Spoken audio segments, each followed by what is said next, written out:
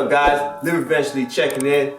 Nice to meet you. And today we're going to talk about stepping up your work ethic. Your work ethic. Yes, I know work ethic, right? This is typically used for sports and athletes, but this can also have an impact on your business and your entrepreneurship journey. So, what is work ethic? Work ethic is defined as a belief in work as a moral good. So, let's highlight guys like Michael Jordan, Kobe Bryant, Mamba Mentality, Steve Jobs, Warren Buffett, Bob Iger. All guys with an insane work ethic, from athletes to business professionals. These guys have an insane work ethic. So we're going to help you today step it up. All right, so let's take a look in the mirror. Let's answer a few questions. Are you working to the best of your ability? Maybe this is a job you like or you don't like, but are you showing up every day with enthusiasm and working to the best you can be? You have to ask yourself that, because your work ethic goes a long way. It goes into not only your job and your income, but it also goes into your relationships with people as well. Are you coming up and coming forward with the best of your ability in everything you're doing throughout life? Because it definitely shows within relationships. People can tell when someone is mentally there or are a genuine person.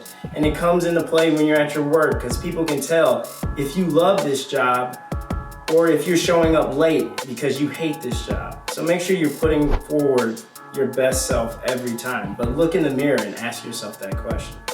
Alright, so let's look at what's really going on here. As we know, this channel, Live Eventually, we build a community, but we're also here to provide solutions to help you. So you grow, we all grow together. So let's look at why you're lacking that work ethic. So we can start with, what does your daily routine look like? How are you preparing the night before for work or for tasks that you have to do? Are you just waking up, popping out the bed and just freestyling? Or are you prepared, planned? Are your clothes laid out for the day before? Are you meal prepping so you can get to work on time?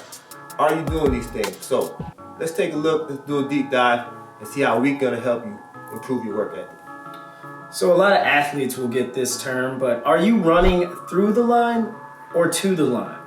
And that, yes, this is a sports term, but what it means is, are you slowing up before you get to the finish of your race? Or are you running through it, running past the finish line? Because people who slow up and run to the line, they usually finish second if that other person is zooming by and running through the line. So if you're not running past it, that means you're slowing up before, and your work ethic is not all the way there where it should be. If you're running through it, it doesn't necessarily mean your work ethic is at the top, but it does mean you have enthusiasm and you're working to the best of your ability to get to where you want to be. So to piggyback off of that, so are you running to the line or through the line? Are you showing up to work at 9 o'clock or are you showing up to work at 8:30? Are you leaving right at 5 or are you leaving at 5:30, 6? Are you spending extra 10 minutes learning, studying, researching? Or are you just, hey, I did my job and that's that? Where are you at in this spectrum? Are you one of those people with even simple tasks, or maybe they're extraneous tasks? Are you one of those people who always says, I'll do it tomorrow? Or are you one of those people who has a case of the Mondays or the Tuesdays or any day ending in Y? Are you one of those people who makes excuses for anything and everything to do it tomorrow instead of doing it today, right now? I've always used this saying, if it takes you 5 minutes of your time, you should do it right now. Do it and don't dilly-dally, don't delay. Make sure you get it done right now. If it's inside of 5 minutes, just do it right now today.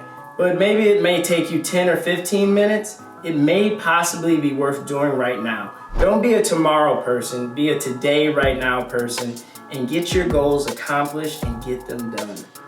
Now, to continue with that, are you running in a pack? What does your pack look like? What does your team look like, right?